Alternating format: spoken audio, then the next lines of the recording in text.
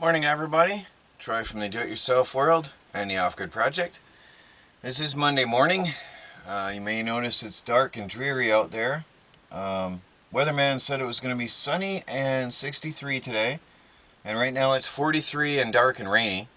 It is morning yet, so we'll see how the weather turns out, but it's really dark out there. I don't see a bit of sky. It's dark, rain clouds on the horizon. So, I have to change my plans. I had some plans for work outside today. Melanie is with friends. She is getting to know everybody in the area and settling in. So you won't see her a lot on video in the coming days. And I've been watching the comments. So I've got a couple things I want to clear up and explain. The reason I didn't get any video done from Saturday, for one thing, is because Melanie and I had a neighbor over and we had a barbecue, and it was a really good day. We had a fun time. It was so warm and comfortable. It was unbelievable for this time of year.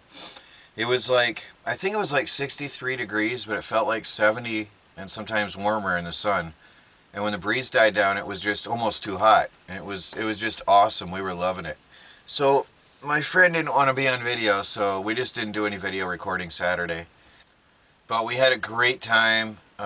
Melanie marinated up some chicken for us and made us some, she took potatoes and made homemade French fries, which we barbecued on the grill. And then she made some fried rice with, I don't know what exactly was in it. It was special herbs and seasoning. And my friend brought some corn chips, like nacho style corn chips. And Melanie took a jar of spaghetti sauce and added herbs and spices to it, heated it on the stove, and made a salsa. And it was amazing. I mean, everything turned out really, really amazing. And we all had a really good time Saturday, so that's why there was no video done on Saturday.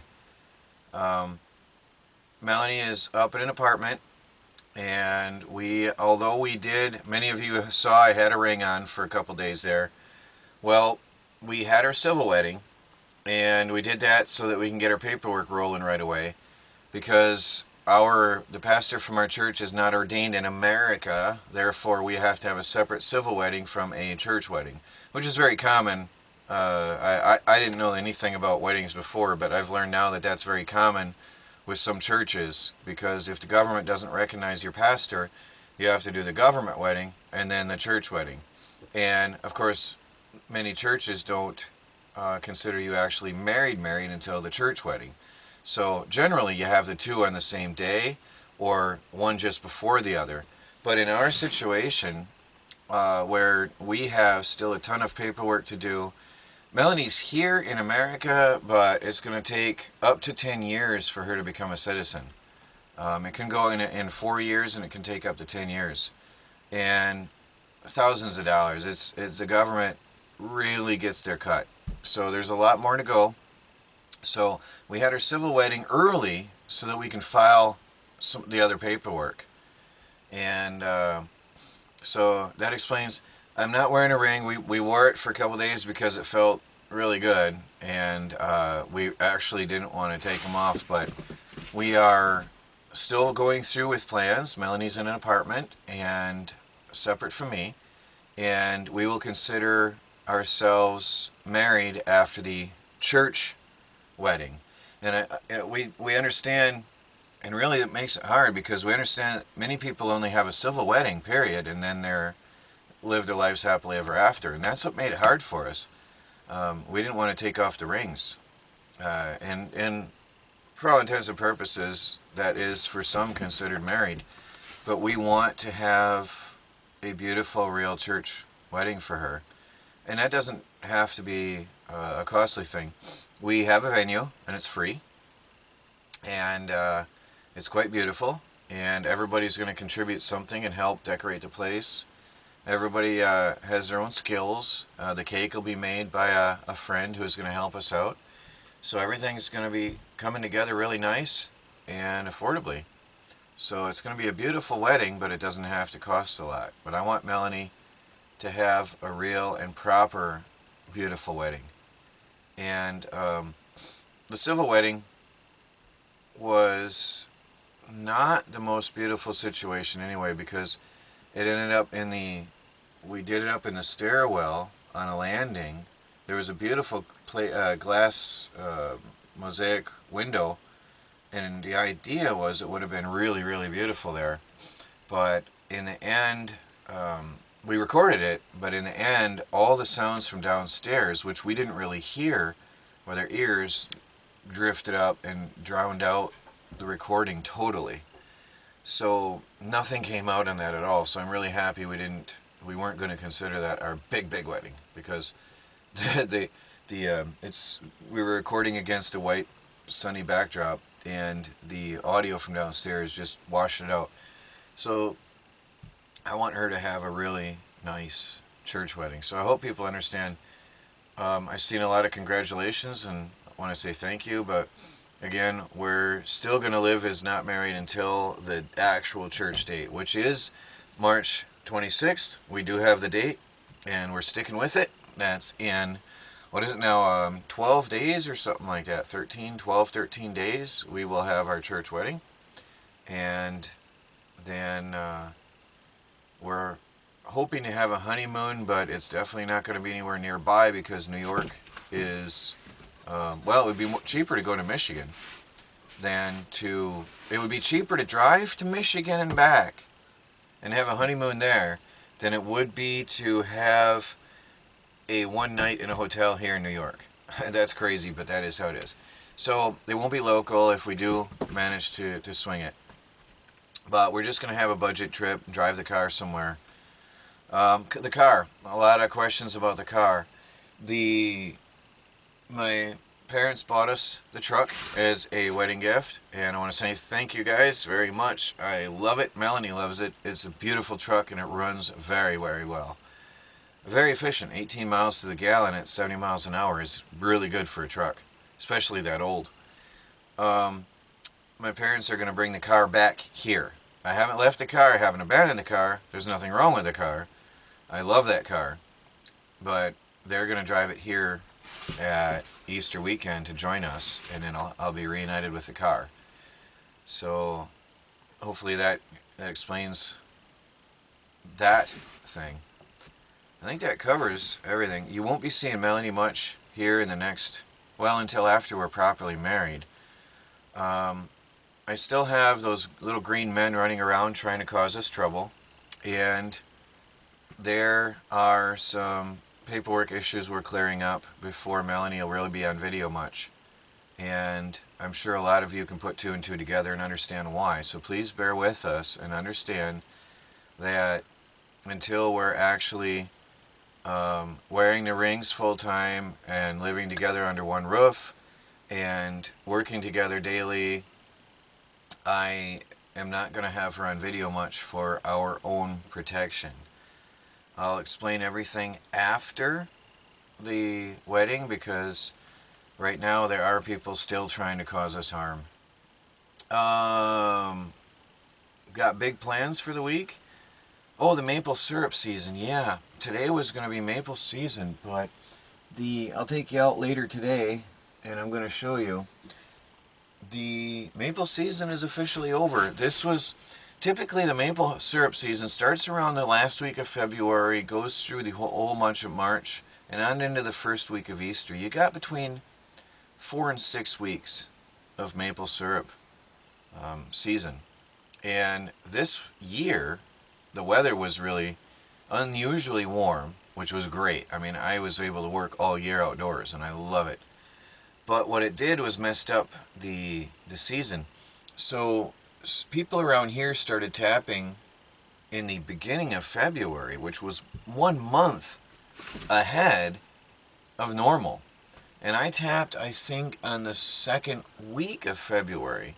So I had already missed 2 weeks because I wasn't sure, because I'm not that experienced in maple syrup harvesting. I wasn't sure if you can tap that early until I started seeing trees tapped in the local area.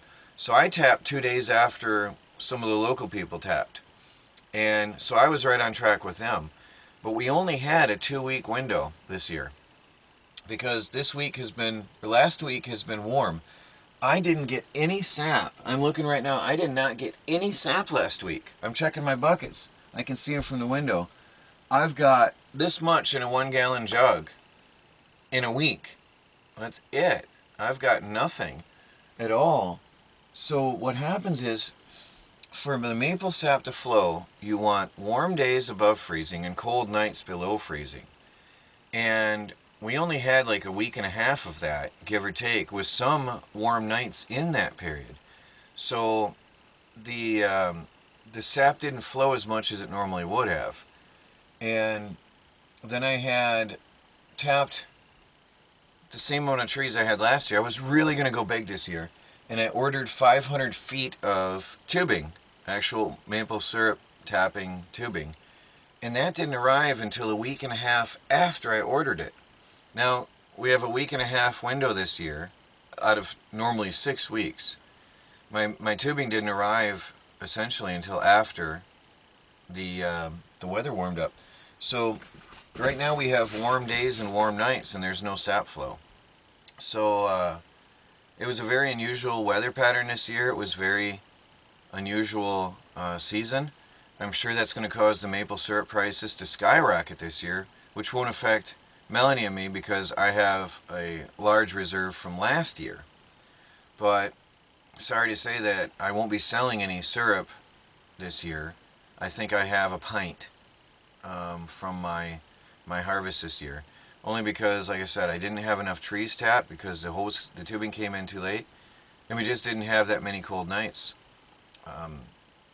It was like somebody flipped a switch. We had a deep freeze. Well, we didn't really have much of a deep freeze, but we had a coldish winter, and then all of a sudden it was in the 60s, and so that was out of my hands. And the advantage now, though, is I have a maple syrup evaporator that is ready to roll. I've got a sugar shack that's ready to go. I've got the smokehouse. It's a sugar shack smokehouse, so I'm very happy with that. And I'm happy that I pushed myself and got that done because next year I'm ready. I've got everything in place for next year.